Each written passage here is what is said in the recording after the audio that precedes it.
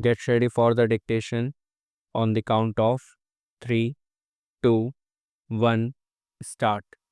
In discussing the demands for grants of the Finance Ministry, we have got to see to what extent the administration of this particular ministry has led to the development of our national wealth and the securing of the welfare which our state claims to have in view.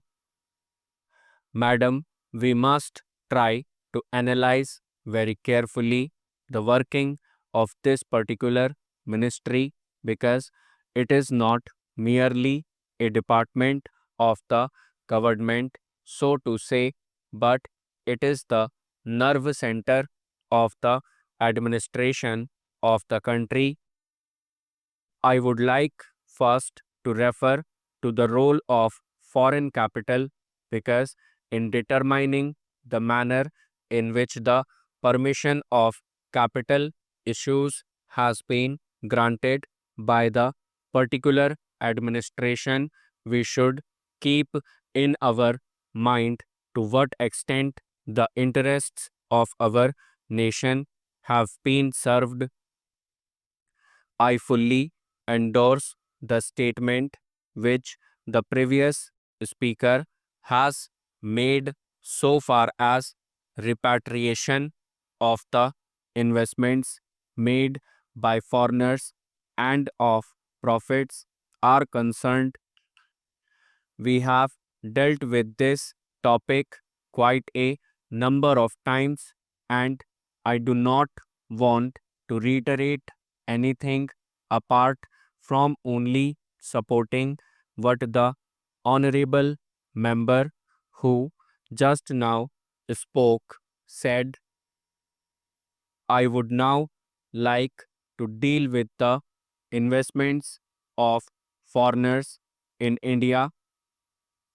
Madam, the government of our country accepted the proposition that in allowing foreign investment, it should come in only in such industry and such form of production wherein our national investors will not come forward and in which technical skill is wanted.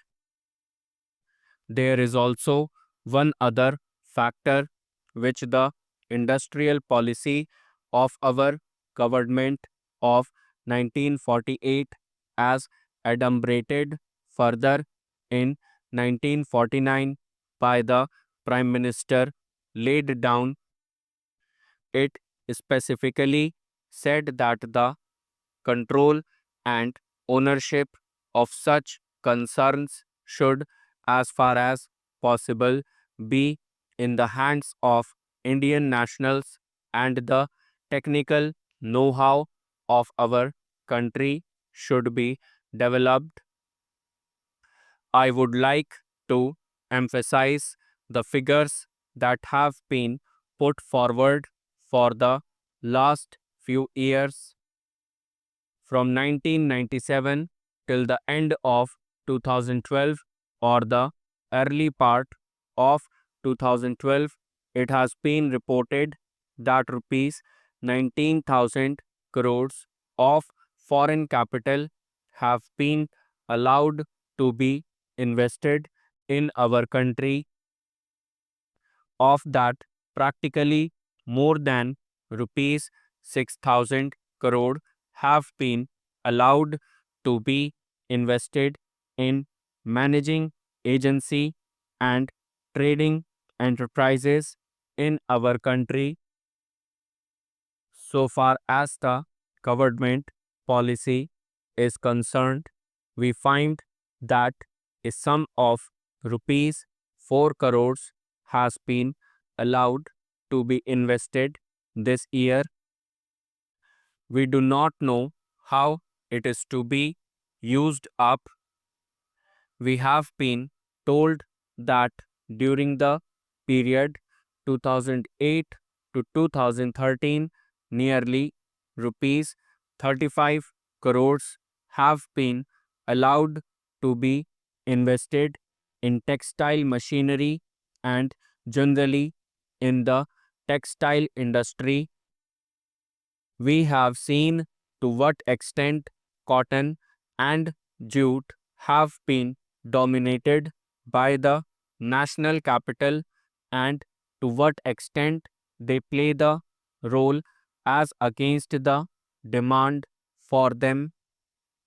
We know further what the government is doing in regard to these industries and how the Indian counterpart in these industries are behaving.